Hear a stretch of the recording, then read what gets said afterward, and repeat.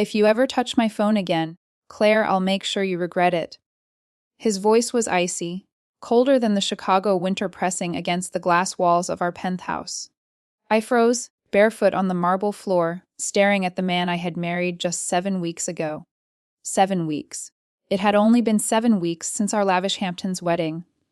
A ceremony everyone called a modern fairy tale. 7 weeks since Ethan Reynolds slipped a platinum ring onto my finger, promised me forever, and kissed me under glittering chandeliers while more than 200 guests applauded. 7 weeks, and my husband hadn't touched me once. My name is Claire Mitchell, and I truly believed I had found the love of my life. Ethan seemed like everything a young woman could dream of: tall, piercing green eyes, a smile that could turn heads wherever he went. He stormed into my life like a whirlwind. Lavish dinners, surprise weekend trips, sweet notes tucked secretly into my purse. I didn't just fall in love. I plunged headfirst into it. But that night, the moment he locked his phone, tossed it carelessly onto the sofa, and met my gaze with eyes as cold as steel, I realized something. There was a danger lurking behind that charming smile. It wasn't just distance. It was the way he flinched whenever I reached for his hand. The way his smile vanished the second we stepped out of a crowded room. The way he disappeared for hours at a time, always claiming business meetings.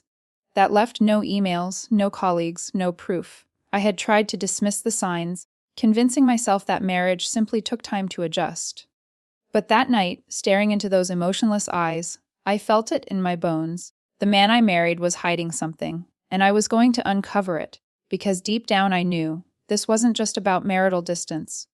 No, this was about secrets, dark secrets, lies woven so tightly they would pull me into a web of betrayal, crime, and a truth so explosive it could send shockwaves across the entire country. If you think marriage is always about love, trust, and happily ever afters, stay with me. Because what I uncovered about the man lying beside me will make you question everything you've ever believed about. Forever. Claire Mitchell was never the kind of woman who leaned on anyone else. At 28, she had already built a solid career in event management, running large conferences in both Chicago and New York, where every detail, from the stage lighting to the seating charts to the background music, had to be flawless under her command. Colleagues often described her as strong, independent, unshakable. But beneath that confident exterior, Claire carried a quiet emptiness, a longing both simple and profound to find real love, a partner who could be both her anchor and her soulmate. Ethan Reynolds entered her life as if he had stepped straight out of a romance novel. He was 34, born into an affluent New York finance family, educated, polished, with a presence that seemed to light up every room he walked into. Tall, with dark brown hair, striking green eyes, and a touch of humor in his conversations, Ethan was the kind of man women found hard to resist. With his polished demeanor and prestigious background, he embodied everything society imagined when they said, the perfect husband. Their first meeting felt like fate. One evening at a Manhattan charity gala, Claire was rushing between staff and guests when she caught his gaze from across the room. Ethan, wearing a calm smile, walked over and struck up a conversation as if it were the most natural thing in the world. Within minutes, there was a spark, an invisible thread that tied them together. From that night on, Ethan became a constant in her life: morning texts, surprise dinners at upscale restaurants, romantic weekend getaways. Claire, who had always been cautious with love, found her defenses slowly melting away. Everything moved so quickly it startled her friends and coworkers. After just 8 months of dating, Ethan proposed during an intimate gathering, slipping a dazzling diamond ring onto her finger in front of their closest loved ones. Claire's yes wasn't just an acceptance of love. It was a declaration of certainty that she had finally found her happiness. The wedding took place in the Hamptons, that iconic playground of America's elite. It was lavish and breathtaking, attended by hundreds of distinguished guests, with media outlets covering every detail. Photos of Claire and Ethan graced wedding features, the kind reserved for stories people called dream weddings. The radiant bride in her pristine white gown, the groom in a perfectly tailored tuxedo. the two of them standing on a wide lawn overlooking the ocean, trading vows under the glow of a sinking sun. It was the kind of moment that seemed to belong on the cover of a magazine. For Claire, that day was a promise fulfilled. After years of hard work and half-hearted relationships, she had finally found true love. And everyone present believed the same. The independent, successful woman had found her perfect happily ever after. No one imagined that just a few weeks later, the fairy tale would unravel, exposing a darkness so disturbing. Not even the tabloids could have invented it. Their honeymoon in Maui was supposed to be the sweetest time of their marriage. Claire had imagined sunsets on the beach, long walks hand in hand along white sand paths, and quiet evenings with glasses of wine, as the ocean breeze whispered through their window. But reality was nothing like what she dreamed.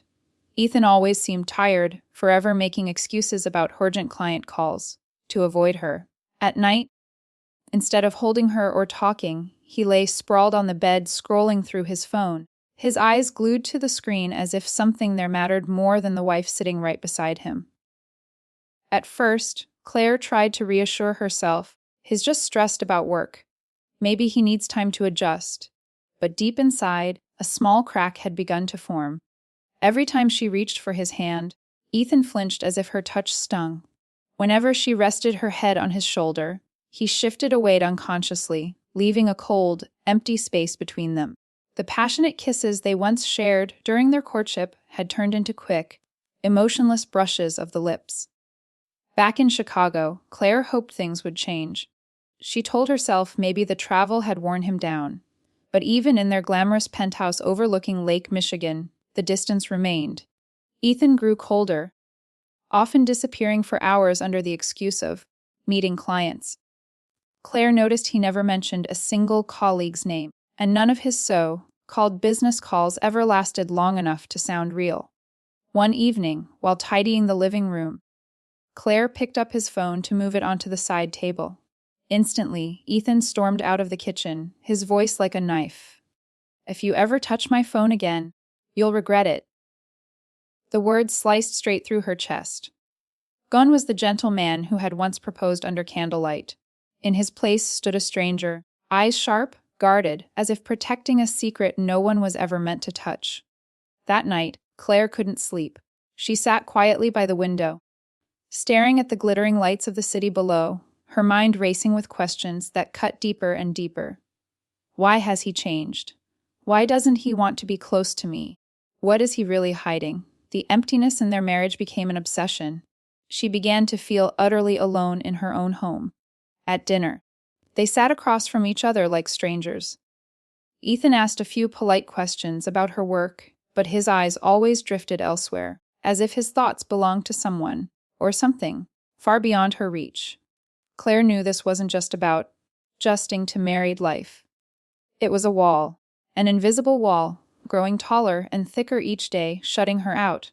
And the worst part, she had no idea why it was built from the very beginning. Deep down, she realized their marriage was already fractured. And if she didn't uncover the truth, those cracks would soon turn into a chasm, one that could swallow her trust, her love, and her entire life whole. In the days after that chilling warning, Claire began watching Ethan more closely. Every gesture, every word, every tiny habit became puzzle pieces she tried to connect. And the more she paid attention, the more she realized something was off. Ethan had always been known as the charming, polished man, but now he seemed too polished, too rehearsed. Each morning, he woke up at exactly 6 o'clock, brewed coffee, scrolled his phone for a few minutes, then left the apartment. Not once did he tell Claire where he was going, who he was meeting, or what his work actually was. If she asked, his answer was always the same: "Clients need me. Don't worry about it." The phrase repeated so often it sounded mechanical, like a line from a script. And then there were the phones. Ethan carried two. One iPhone he left out in plain sight on the kitchen counter or sofa, easy for Claire to notice. But the other, an unmarked black phone, was always buried deep in his coat pocket or locked away in a drawer. She had never once seen him use it in front of her. Whenever it buzzed, Ethan would bolt for the balcony or retreat into his office, locking the door behind him. One night, Claire woke in the middle of the night to find a faint blue glow spilling into the hallway. She tiptoed toward the living room and found Ethan sitting alone on the sofa, eyes locked on his laptop. Papers were spread across the coffee table. But as soon as she stepped closer, he snapped the laptop shut and stuffed the documents into his briefcase. Couldn't sleep again. Go back to bed, Claire. You've got a busy day tomorrow. His voice was calm, but his eyes flickered with unmistakable suspicion. From that night on, Claire started keeping notes in a small journal. She called it her Book of Strange Things. On Monday, he left at 7 a.m. claiming to meet a client.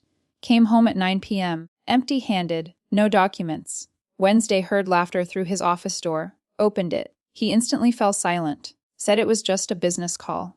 Friday, the black phone rang 3 times. He rushed to the balcony, spoke for over 20 minutes. His voice was soft, tender, nothing like the way he spoke to me. Claire was no longer just suspicious. She was scared. Was this man truly her husband? Or was he playing a role? And she was nothing more than an unwilling audience trapped in her own home. Another evening, over dinner, she tested the waters. Maybe we should try marriage counseling. Adjusting after the wedding's been harder than I thought. What do you think? For a fleeting second, Ethan's eyes flashed with panic, but almost immediately his calm facade returned. That won't be necessary, we just need time. 6 weeks. 7 weeks. It's nothing compared to a lifetime together. His words sounded logical enough, but his tone was flat, rehearsed as if he had memorized it. That night, Claire lay awake, her back turned to him, listening to the steady rhythm of his breathing. Only one thought kept echoing in her mind. He's hiding something, and it's not just distance. The secret phone calls, the unexplained disappearances, the constant vigilance, even with his own wife, all of it piled onto her chest like a heavy stone. She knew if she didn't uncover the truth, this marriage wouldn't just be a disappointment. It could turn into a nightmare. One Saturday morning, Ethan told her he had an urgent client meeting. Downtown. He rushed out so quickly he even skipped breakfast. Claire stood at the window, watching his figure disappear under the row of trees, her chest heavy with unease. She had grown used to his sudden absences. But that morning something inside her stirred, a strange impulse she couldn't ignore. While cleaning Ethan's office, the room he almost always kept locked, but had carelessly left the key behind, Claire forced herself to steady her shaking hands. The desk was immaculate, too immaculate. The drawers held nothing but blank paper, a few pens, and nondescript files. Everything looked staged, as if arranged for appearances rather than use. She was about to give up when her eyes fell on the trash can by the desk. Half, buried under a pile of crumpled papers, was a silvery, white receipt. Her heart pounded as she bent down to pick it up. It was a hotel receipt. The Bellagio, in Las Vegas. The date was clear. Exactly the same weekend Ethan claimed he was on business in San Francisco. Claire's blood ran cold.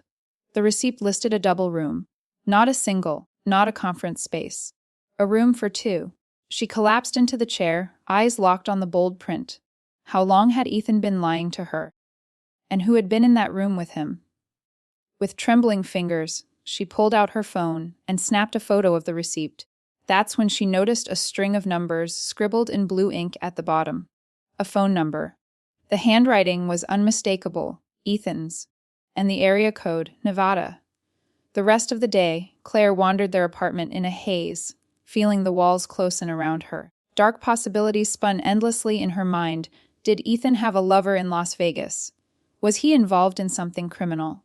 And why hide it all behind such blatant lies? That evening, when Ethan returned, Claire studied him with new eyes. He smiled, made polite small talk, but to her, every gesture felt rehearsed. Every word felt like part of a performance. What he didn't know was that, tucked safely inside her purse, the receipt had become her first piece of evidence. Evidence she couldn't ignore. That night, Claire lay awake, tossing and turning while Ethan slept peacefully beside her, his face calm, angelic even. But to her, he was no longer a husband, no longer the prince from their Hamptons wedding. He was a stranger, a dangerous enigma living under her roof. And Claire knew she couldn't keep pretending. That hotel receipt was only the beginning. If Ethan could lie this easily, then the truth waiting behind it had to be far darker than she could ever imagine. Claire knew she couldn't go on living in this fog of uncertainty. The Las Vegas hotel receipt was proof enough that Ethan had lied. But she needed more. She needed undeniable truth, and the chance came on what seemed like an ordinary evening. Ethan came home late, as usual, briefcase and phone in hand. After a hollow dinner, he said he needed a shower to relax. When the bathroom door clicked shut and the sound of running water filled the air, Claire's eyes fell on his phone charging on the nightstand. Her heartbeat thundered in her chest. This was the moment she'd been waiting for.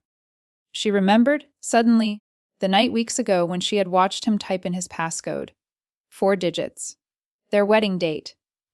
The day he had turned into the perfect backdrop for his lies. Claire's fingers trembled as she tapped the numbers. The screen unlocked instantly. Her heart nearly leapt out of her chest. On the screen was a string of text messages. The contact name glowing Anna. Her hand shook as she opened the thread. The words that appeared made her blood turn to icy. I miss you every minute. I can't wait until the weekend. Just a few more days, and then it'll all be over. We'll finally be free. Attached were photos. Ethan, smiling, standing beside a long-haired brunette in front of what looked like a courthouse. They held hands. They laughed. And what gutted Claire most, both wore wedding rings. Her throat tightened until she couldn't breathe. Each photo, each line of text was a knife plunging straight into her heart.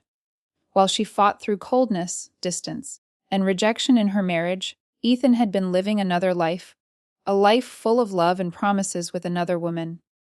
The most recent message, sent just hours earlier, sealed it all. I love you, Anna. Once Claire signs the divorce papers, we'll have everything. I'll take her trust fund, and then we'll disappear. Claire's hands went numb with cold. This wasn't just betrayal. This was a scheme. A plan carefully designed to marry her, manipulate the prenup, and steal her family's inheritance to start a new life with someone else. She inhaled sharply, quickly forwarding every message and photo to her own phone before placing Ethan's back exactly where it had been, neat and untouched. The water still poured from the bathroom, but to Claire, every second of that sound was fire, burning through what was left of her heart. When Ethan finally emerged, wrapped in a towel, humming casually, he looked completely at ease. Claire sat on the bed, pretending to read a magazine, fighting to keep her hands steady. He smiled at her, a smile that now only repulsed her. I think I'll turn in early tonight, Ethan said, his voice dripping with false sweetness. Claire nodded faintly, lips pressed tight. In that moment, she realized she was no longer the Nah of a bride lost in a dream. She was a betrayed woman, but one who now held the truth. And that truth was enough to bring down the entire life Ethan had so carefully constructed. That night, lying in the dark beside her duplicitous husband, Claire made the most important decision of her life. She would not remain a victim. Tomorrow, she would see a lawyer. She needed to know who she had really married. The next morning, Claire sat in the kitchen, cradling a cup of cold coffee she hadn't touched. She hadn't slept at all the night before. Every message, every photo from Ethan's phone replayed in her mind like a film stuck on repeat. The man she loved, the man the world believed was the perfect husband, was nothing more than a con artist, calculating each step to dismantle her life. Claire knew she couldn't face this alone. She needed someone who understood the law, someone who knew how to deal with men like Ethan. That afternoon, she called attorney Linda Carter, a well-known Chicago lawyer with a reputation for handling complicated marriages and high-stakes assets. Linda's office was perched on the 30th floor of a glass tower, with sweeping views of Lake Michigan. Walking in, Claire's legs felt heavy, but the attorney's steady, sharp eyes gave her a sense of calm. Linda listened quietly as Claire recounted everything, from the sudden coldness after the wedding, to the Las Vegas receipt, and finally the messages with the woman named Anna. Linda didn't interrupt, only nodding occasionally, jotting notes into her leather-bound book. When Claire finished, a shadow of concern flickered in her eyes. Claire, what you're describing isn't just infidelity. This could be bigamy, a felony in Illinois and most other states. If Ethan was legally married to this woman before marrying you, then your marriage may be invalid. And if his goal was your inheritance, then this is a calculated marriage fraud. The word bigamy sent a chill down Claire's spine. She had only imagined betrayal, maybe an affair, but never a crime. Linda pulled a folder from her drawer. I strongly suggest hiring a private investigator. The best I know is Marcus Hayes, former FBI, now specializing in marriage and financial fraud. He's direct, experienced, and most importantly, he knows how to protect clients before it's too late. 2 days later, Claire met Marcus at a small cafe in River North. He was in his early 50s, solid build, silver hair, eyes so sharp it felt like he could see straight through her. After hearing her story, he simply exhaled and shook his head. I've seen this pattern before. Men like Ethan target independent women with money, but who still long for love. They study their victims, create the perfect image, rush into marriage, then find a way to access the finances before disappearing. Ethan Reynolds fits the blueprint almost exactly. Marcus placed a tiny device on the table, no bigger than a thumb drive. Chicago is a one-party consent state. That means you can record your own conversations with him without his knowledge. If he slips, if he admits anything, that recording could be gold in court. Claire stared at the recorder, her emotions a mix of fear and relief. For the first time since uncovering the truth, she no longer felt alone. She had allies now, an experienced lawyer and a seasoned former agent. As they parted, Marcus leaned in, his voice low and firm. Claire, you need to prepare yourself. What we're about to uncover may be worse than you imagine. But if you want to protect yourself, there's no choice but to face it. Claire nodded, gripping the strap of her purse tighter, a new resolve rising inside her. She had once been a bride blinded by fairy tales, but now she was ready to become the woman who would fight for justice in her own story. Marcus Hayes got to work immediately. Within days, he had compiled a thick file that he spread across the table in attorney Linda Carter's office. Claire sat frozen as he spoke, as if she were listening to a dark novel where the main character was her own husband. Ethan Reynolds, Marcus began, does not exist in the employment records of any major financial firm in Chicago. I checked every database, from Wall Street to local consulting firms. No one has ever employed him. Everything he's told you about his career is a cover story. Claire's stomach dropped. For 8 months of dating, Ethan had always deflected questions about colleagues, always hiding behind client confidentiality. Now she understood. It wasn't confidentiality. It was concealment. Marcus slid another stack of papers forward. Here are the marriage records. Ethan legally married a woman named Anna Reynolds in Las Vegas 8 months before he proposed to you. Claire's jaw fell open. He was already married. How could he marry me? Linda's voice was grave. That's bigamy, Claire. A criminal offense. If his marriage to Anna is still valid, then yours is legally void. And if his goal was your inheritance, then this is a calculated marriage fraud. The word bigamy sent an icy shiver down Claire's spine. She had imagined betrayal, maybe infidelity, but never crime. But Marcus wasn't finished. His eyes were heavy when he looked at her. Anna isn't just his wife, she's his half-sister. The room fell into stunned silence. Claire could hear her own heartbeat pounding, each thud threatening to split her chest open. You're joking, right? Marcus shook his head and slid forward birth certificates and family records he had uncovered. The documents made it undeniable. Anna and Ethan shared the same father. For years, they had moved from state to state, changing identities, crafting perfect love stories to ensnare wealthy women. Linda spoke slowly, her tone sharp as steel. This isn't just bigamy. This is organized financial fraud, using marriage as a weapon. Claire reeled. The texts, the affectionate photos between Ethan and Anna, they weren't just evidence of an affair.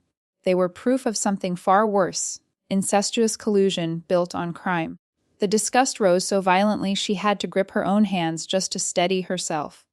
Marcus laid out more evidence. Surveillance shots of Ethan and Anna dining together in Las Vegas, leaving a long-term rental apartment. Ethan walking into a bank with a stack of documents while Anna waited in the car. Most likely. Marcus explained. They're using your identity to open new accounts. Ethan's marriage certificate with you gives him legal cover as your husband to access the trust fund. Claire's head spun. She remembered the prenuptial agreement Ethan had insisted she sign, claiming it was to protect both of us. Blinded by love, she hadn't questioned it. Now it all fit. The prenup was another cog in his scheme. Linda placed a firm hand on Claire's shoulder. We can use this evidence to destroy them, but we need more. We need to catch them in the act. Marcus will continue surveillance. As for you, Claire, you must stay calm. Every word, every action of Ethan's from here on out could become evidence.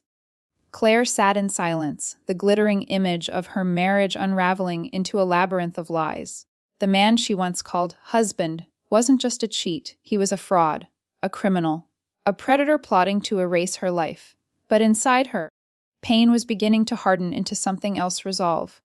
She was no longer the knot of a bride clinging to a fairy tale. She was a player in a battle, and this time, she would not lose.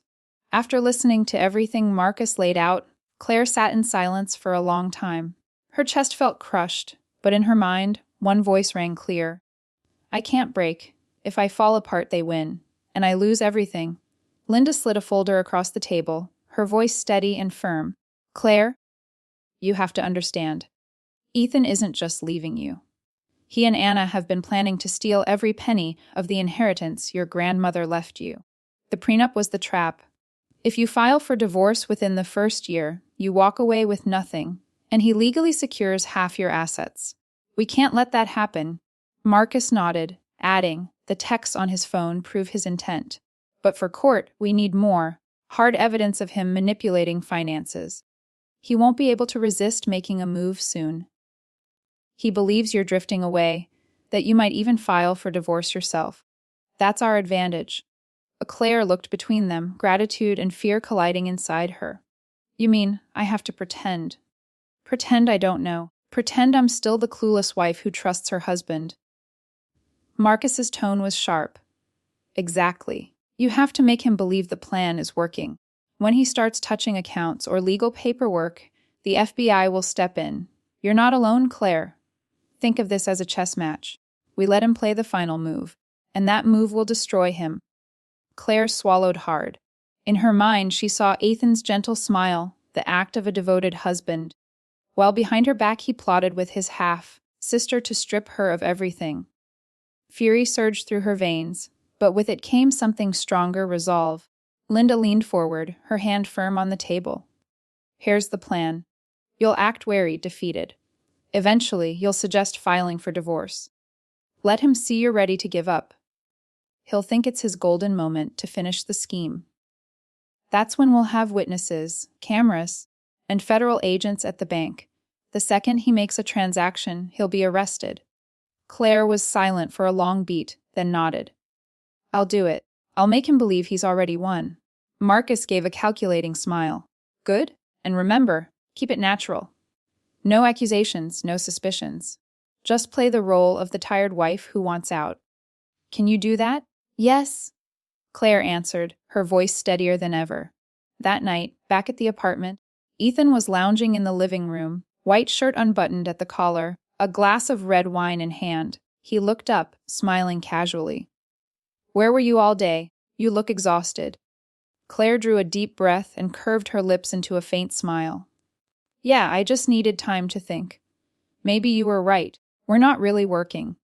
Maybe I should consider divorce. Ethan froze for a split second, but then quickly masked it with his soft, practiced expression. In his eyes, a flicker of triumph flashed bright. He believed he had won. But Claire knew better. That moment was the turn of the game. In the days that followed, Claire lived a role she never imagined she could play so convincingly. Each night at dinner with Ethan, she stopped probing, stopped frowning with suspicion. Instead, she perfected the part of the wary wife who was ready to give up. The lines she let slip. Maybe we should stop before we destroy each other. I don't think I have the strength to fix this anymore. Made Ethan's eyes gleam. He believed Claire was breaking down. He believed his trap was working. Marcus tracked every step. A hidden recorder Claire had planted in the living room captured fragments of Ethan's careless words. References to freedom just around the corner. Linda carefully assembled every piece of legal paperwork, ready to file at a moment's notice. All they needed now was the final move. Ethan would expose himself the moment he tried to seize the money. The opportunity came on a Friday morning. Ethan buttoned up his gray suit, tightened his tie in the mirror, and turned to Claire with studied calm. "I'll be at the bank handling some paperwork. Might be home late. Get some rest." Claire forced a faint smile, masking the furious pounding of her heart. This was it. The second the door closed, she sent Marcus a single word: "Go." Across the city, federal agents were already in position. From a car parked just blocks from the bank, Marcus spoke into his radio, "Target entering now. Accompanied by female. Confirmed, Anna." Back in the apartment, Claire's hand clenched around her coffee mug until her knuckles turned white. She pictured Ethan and Anna striding into the bank lobby, posing as the perfect couple, ready to sign away her entire inheritance. In that moment, their game was officially over. Marcus's voice crackled through the radio feed, his handing over the documents, signing, "Wait for it now." The command rang out, "Move in." Two undercover agents slipped through the crowd of customers, their voices firm and clear. "Ethan Reynolds. Anna Reynolds. You are under arrest for marriage fraud, financial fraud, and falsifying legal documents. You have the right to remain silent." Chairs scraped, gasps filled the air. Ethan's face drained of color as he tried to resist, but the cold bite of steel cuffs clamped around his wrists. Anna broke down sobbing, stammering denials, but the evidence was irrefutable: the forged paperwork, the fresh signatures, and the airtight case Marcus and Linda had built. Back at the apartment, Claire's phone buzzed. A message from Marcus, package delivered. Both in custody. Tears streamed down her face, not tears of sorrow, but of release. Every sleepless night, every pang of doubt, every ounce of fear had led to this. The man who fooled the world into believing he was perfect had finally been unmasked before the law.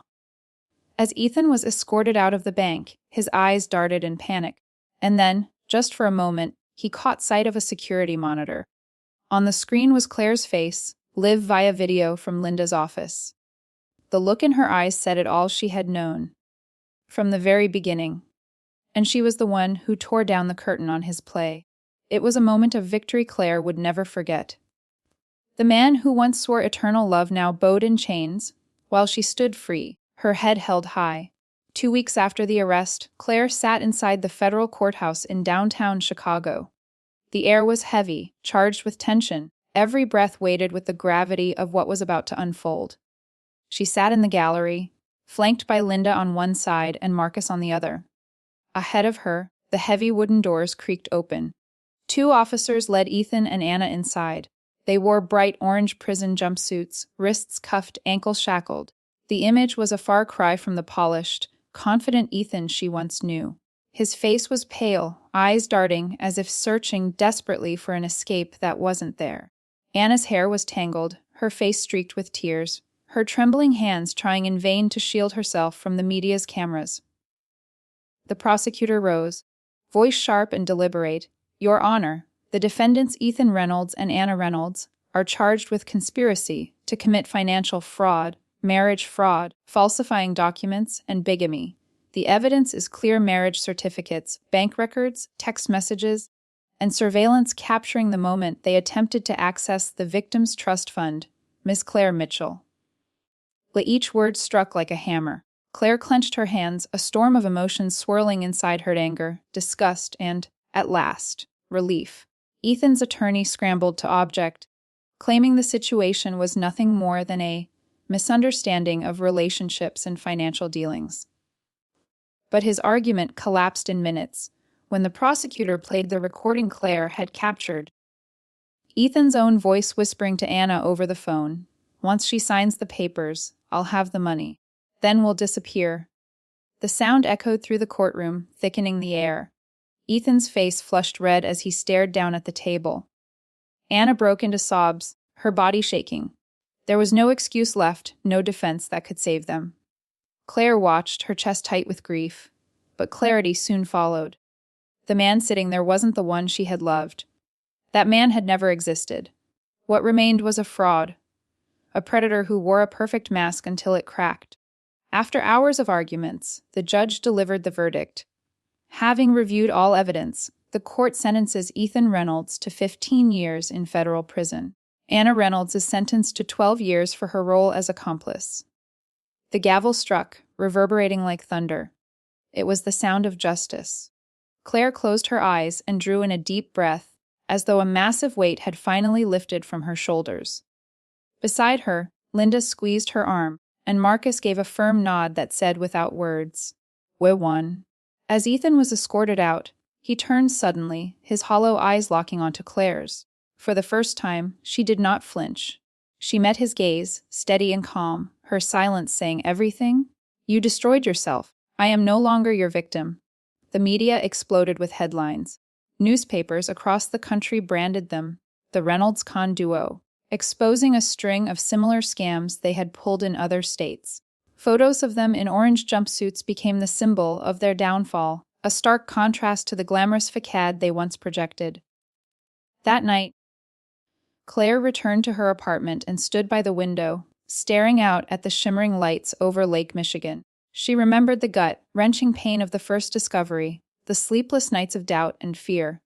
But now, she was different. She had fought back, stood tall, and claimed justice for herself. In the days following the trial, Claire lived in a strange state, both relieved and hollow. The luxurious home she once believed would be her forever haven now stood cold and empty. But in that silence, she discovered something important: she was free. Each morning, instead of waking to Ethan's hurried footsteps, or the suffocating tension that used to linger in every corner, Claire opened her eyes in a small apartment she had just rented in Lincoln Park. Sunlight spilled through the windows, birdsong drifted from the nearby park, and with it came a peace she hadn't felt in years. She realized then, peace doesn't come from wealth or grandeur. It comes from not having to live in fear and lies. Claire began to write. At first, it was nothing more than diary entries to pour out her pain. But soon she realized her story could be a source of strength for others. She started sharing her experience in small talks, then at larger workshops on financial and marital safety. There, she met women who had endured the same, betrayed, some losing everything because they trusted the wrong person they once called husband. Every time she recounted her journey, from the fairy tale bride in the Hamptons to the woman in court, watching her husband led away in chains, she saw a light spark in their eyes. They realized that even after the cruelest betrayal, it was possible to stand tall again, reclaim their voices, and take back control of their lives. Claire also founded a small nonprofit, the Second Chance Foundation, dedicated to helping women who had been victims of marital or financial fraud. The foundation provided legal guidance, counseling, and financial literacy training. Claire believed that if she had been warned sooner, if there had been a place to turn, she might not have had to walk through the fire alone. In a television interview, when asked about her greatest lesson, Claire smiled calmly. "The lesson I learned is this: never ignore the warning signs. Real love doesn't hide, doesn't avoid, and it certainly doesn't turn you into a tool to be exploited. If your heart tells you something's wrong, listen. A woman's intuition is rarely wrong." She paused, then looked straight into the camera. "And above all, protect your finances. Never let emotions blind your judgment. Love with all your heart, but safeguard yourself." The audience erupted in applause. Many wiped tears from their eyes. Claire knew then that she wasn't just telling her story. She was passing a torch, lighting the way for others. That night, back in her modest apartment, Claire stood by the window, gazing down at the golden glow of Chicago's streets. She drew in a deep breath. The painful journey had transformed her from a bride lost in dreams into a woman forged by fire. She no longer waited for a prince to save her. She had become the heroine of her own story. And that, she realized, was the truest happy ending of all: a new beginning, strong, free, and full of hope.